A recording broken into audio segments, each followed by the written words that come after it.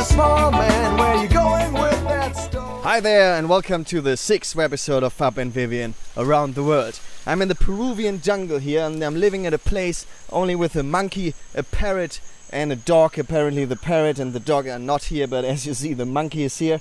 And here I'm very close to a place where the Shipibo people live, and in the next webisode I'm going to meet wise old shamans and Shipibo people. So this webisode is about something else. You know, I had to leave Africa, and the reasons for that are in the blog post which comes with this video. You know, and when I was flying from Africa to South America, I had a 2-week stopover in London and Berlin, and a common question people asked me there was, how was Africa? You know, you're leaning at the bar and you're waiting for your beer, and then you meet this guy who you didn't see for like a year, and you never were special friends anyway, and both of you know that the conversation will be over in like half a minute, and then he's like, man, heard you were in Africa, how was Africa? And you're standing there like, alright, so I'm gonna put 8 months of experiences and 13 countries into like 1 or 2 sentences which I can spill out at the bar. Great. And what are you supposed to say? Like, you know, terrific, or yeah, great man, or dangerous, or something like that. You know, it's just not possible. So the question kind of annoyed me, but I understand that it's a valid thing to ask, and so I gave it some thought, and this episode is my shot to answer the question, how was Africa? So you see, 8 months ago when I started my journey in Germany, I had no idea of Africa whatsoever. You know, for me Africa, all I knew about it was from popular images in the media. You know, for me Africa was beautiful landscapes, and then, you know, children with big bellies, and then beautiful animals, and then you have like wars and genocides, and, you know, people dying of poverty and AIDS and malaria. And then of course you have the South, you know, with some apartheid and Nelson Mandela, and then you have like Coney and his little child soldiers in the middle, and then you have the pyramids in Egypt, and, you know, some Arab Spring at the coast, and then you have some hashish in Morocco, and that was basically it. So when people asked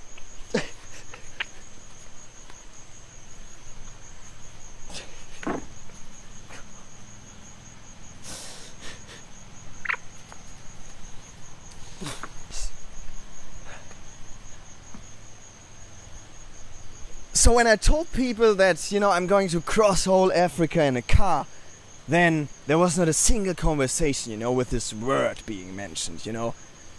Dangerous.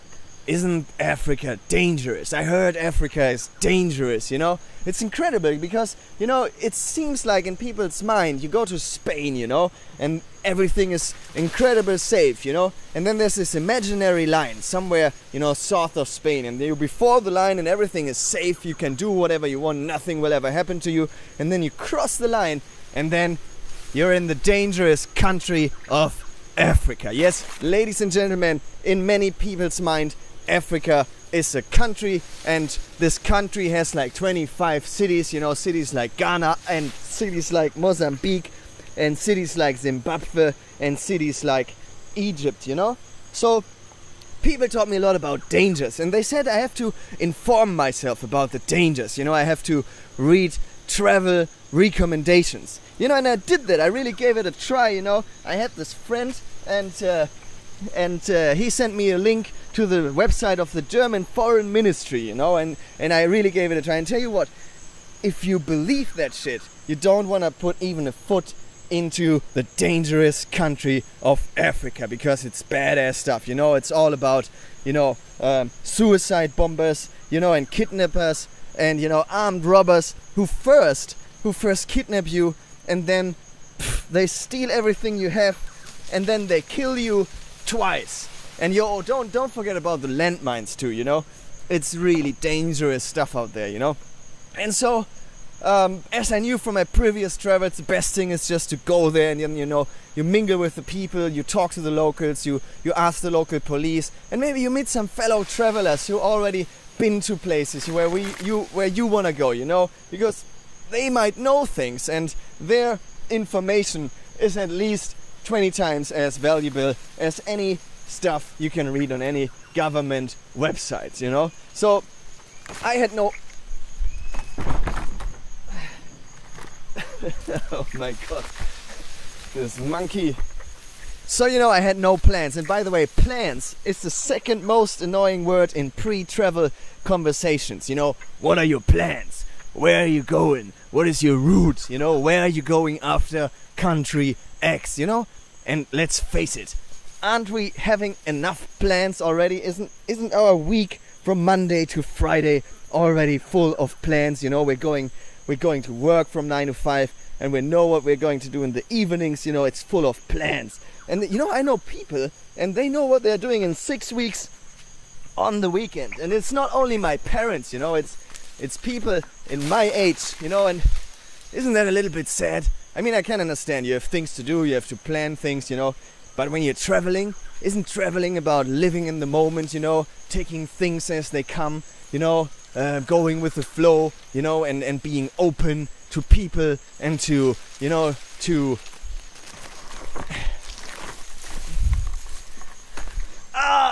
why should we have plans when we travel? At least when we travel, we shouldn't have any plans, you know? So this is how I started, you know. I bought a car and I had no map and I had no travel guide and I had no Lonely Planet or whatnot, you know. And then I drove through Germany and I drove through France and I drove through Spain, you know. And then I put the car on a ship, you know, and 45 minutes later I was in dangerous country, Africa, in a town called Morocco, you know. And I parked my car and it was kind of dark and I put my backpack on, you know, gave like $50 to the guard, and then I went into the old town. And you know, in Morocco the old town's like small streets, you know, and labyrinth, like you never know where you are. And I went deep into the old town and then this guy showed up, you know, and he was really friendly, you know. He asked me where I'm from and things. And my intuition said he's a nice guy and he wanted to drink a tea with me, so I said, okay, let's go. And it turned out his name was Osama, alright?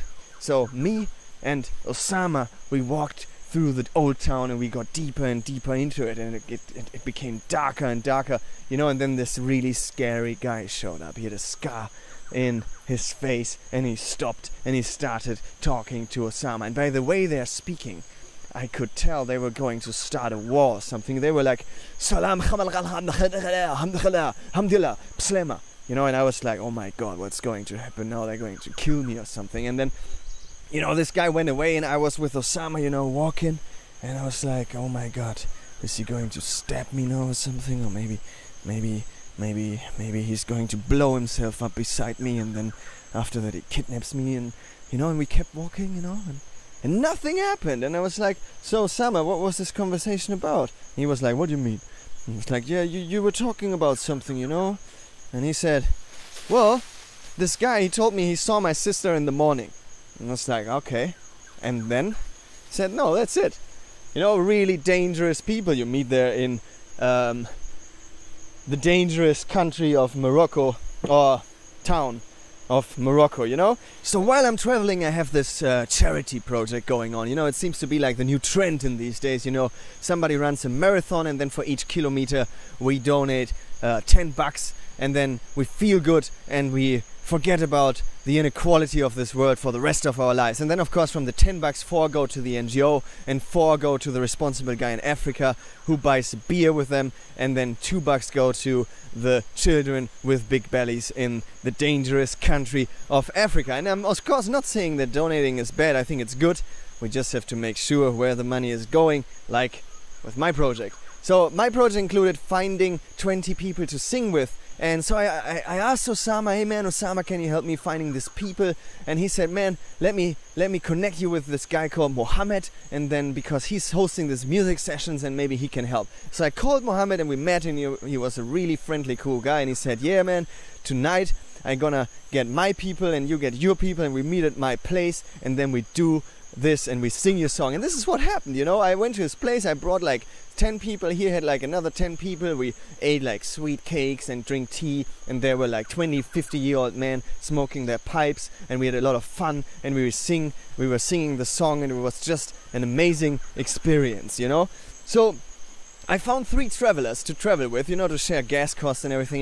We wanted to go from Morocco to Gambia, you know, and we had to cross the West Saharan desert, and we had to go through Mauritania, and we had to go through Senegal. You know, Mauritania is one of these countries which is supposed to be really dangerous, you know, where all the kidnappings happening. And so we were a little bit afraid, you know, and then we were driving through the desert, and we spent the night in an abandoned house alone, and nothing happened to us. And the next morning we arrived in Nouakchott, you know, the capital of Mauritania, and we were sitting there having a coffee, and I pulled out a guitar, you know, and I played a song from the Rolling Stones, you know, this Like a Rolling Stone. And I thought, okay, now it's gonna happen. I'm playing Western music in this Muslim country. Now they're coming and kill us, you know. And then these 3 ladies showed up, you know, 3 ladies all covered head to toe, you know, only this part was visible. And we thought, okay, they have explosives wrapped around their bellies, and now they're approaching, and then they're going to blow up,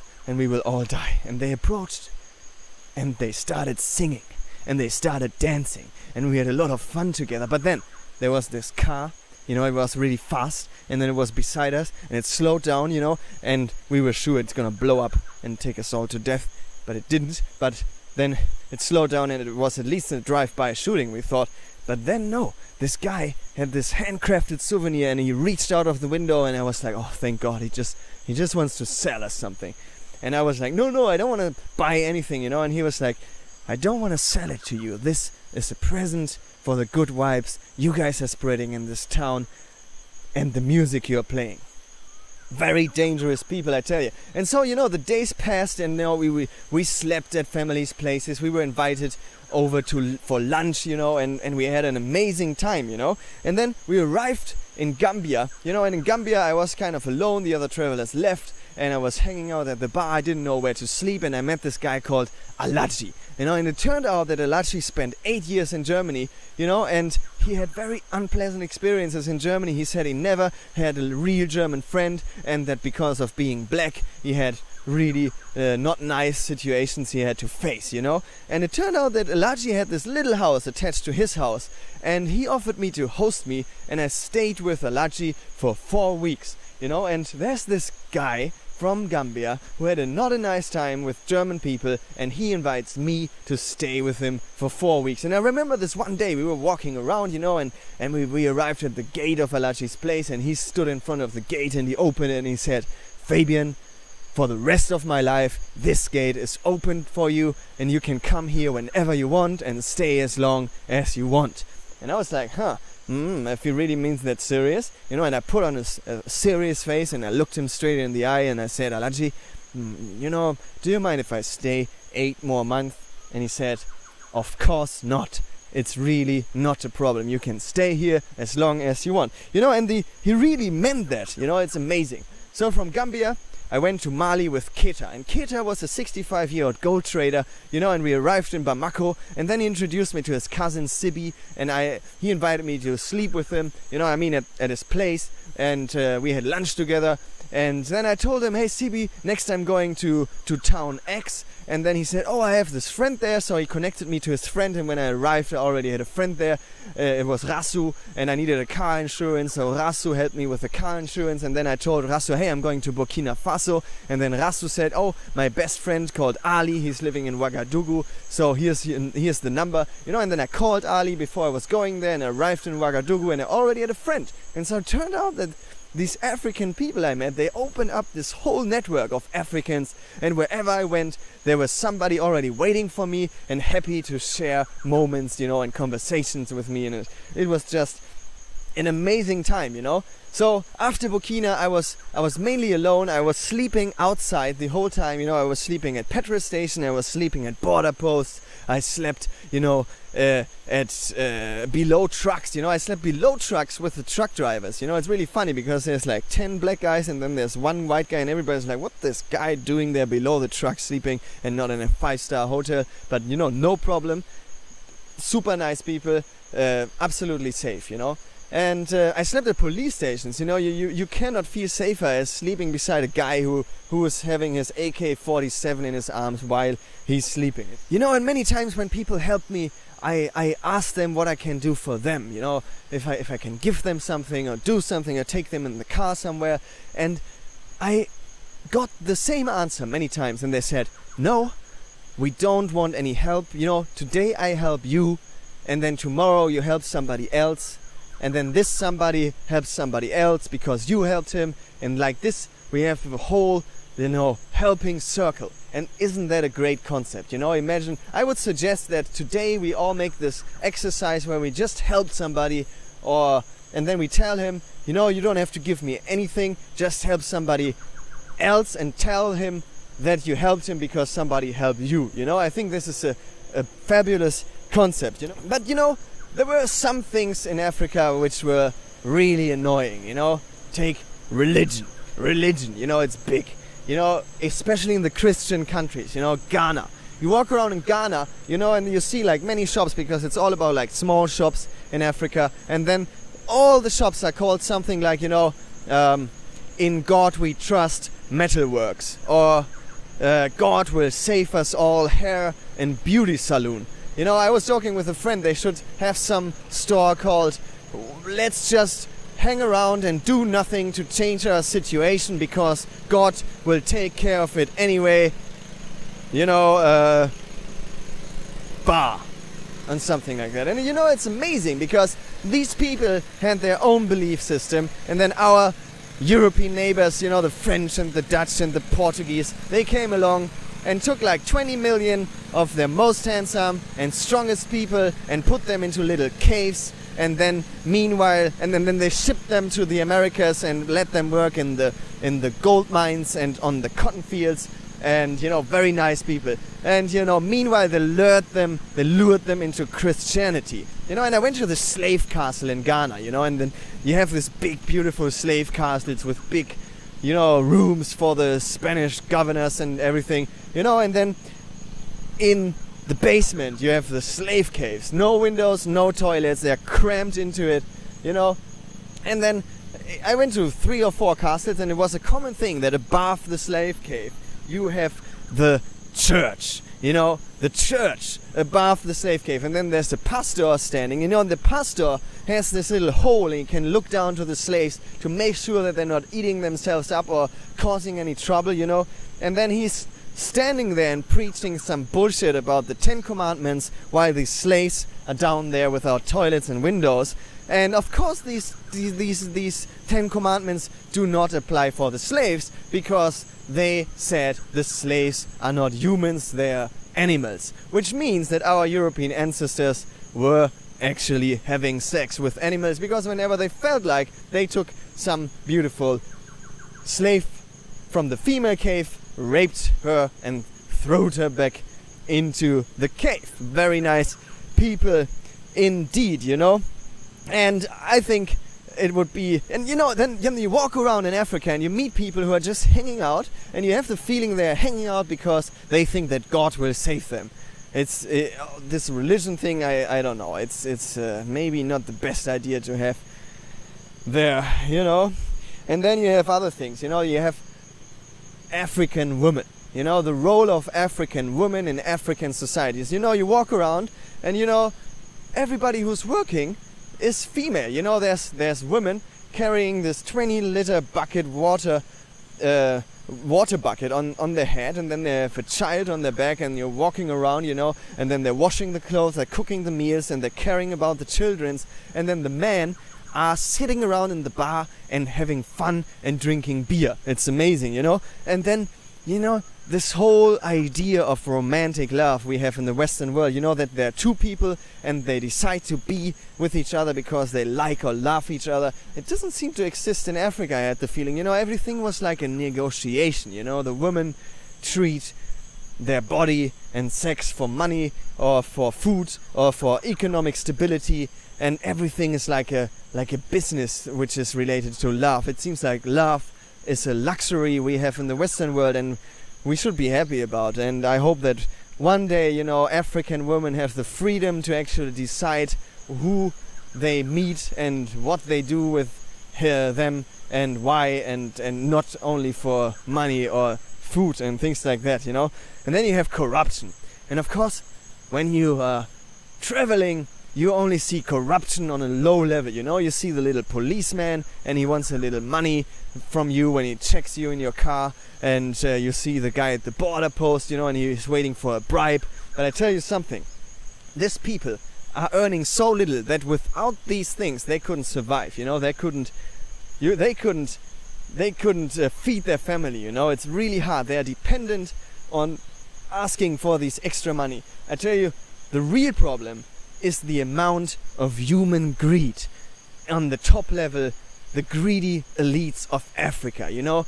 Let it be, you know, let it be in Nigeria the oil money, and they take the gold money in Ivory Coast and the nickel and cobalt money in the Congo, and then they take it and they put it on Swiss bank accounts, and then they invest it into having a lot of cars, and they build up this impressive big palaces to show off, you know, and they do not distribute the money to the people where it belongs to, the people of the country who want to be part of the riches and the resources of their countries, you know. And it's a very, very sad thing. So how was Africa? To me, Africa and the Africans were incredibly nice, incredibly friendly, and incredibly helpful. And it's just amazing that, you know, despite all this trouble and despite all this struggling they face, they preserve this amazing joy of being alive. You know, you walk through the streets and everybody's smiling and greeting each other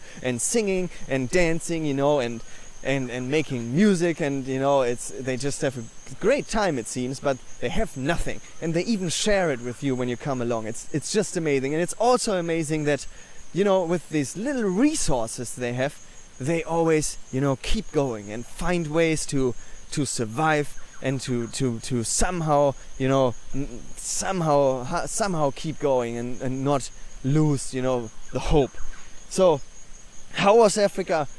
I still have no one sentence answer to this question, but I remember this one guy in Cameroon, you know, and he said, white men think too much. And maybe this is what we can learn in Africa, that there's no QED for everything, you know, that things are never just one thing or several things, that not every experience has to end with a conclusion, and that you know, our language, you know, and is just not enough to explain things in Africa, you know, that Africa cannot be understood, rather it can be felt, because Africa is all about feelings, you know. You go there and you're overwhelmed and you cannot understand, and you try to sort it out, having this Western mind, and all the wheels keep turning and it doesn't work, you know. And then you have to surrender, and then you feel it, and it's sad, and it's beautiful, and it's horrible, and it's amazing, and it's everything at the same time, you know. It's the pure humanness we can see there, you know. And this is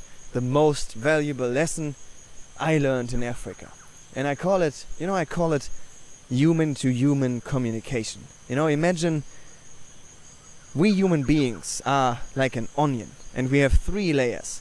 In our core there's the pure humanness, you know, and then in this core we are all the same. We share it with the South Americans and the Africans and with the Australians, you know.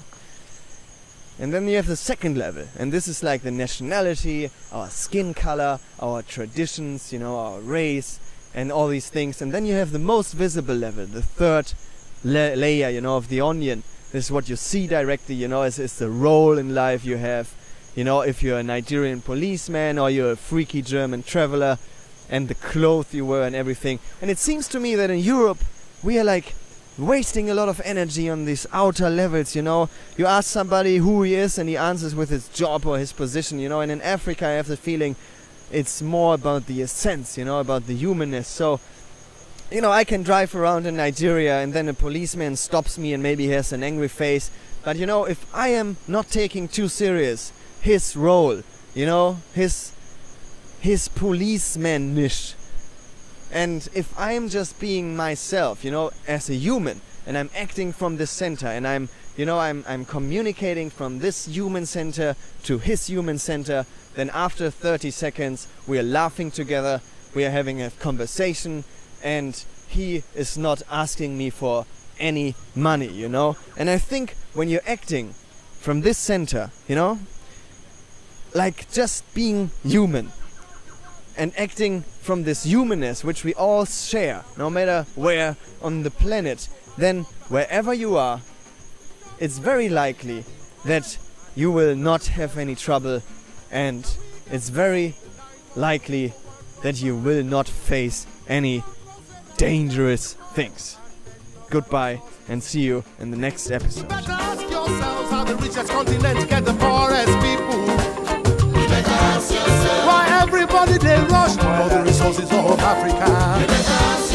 How many more years we go wait before the Savior go come save us? Why as we they wait, other nations they get richer? Say it good, and we will get the oil. Now we they suffer.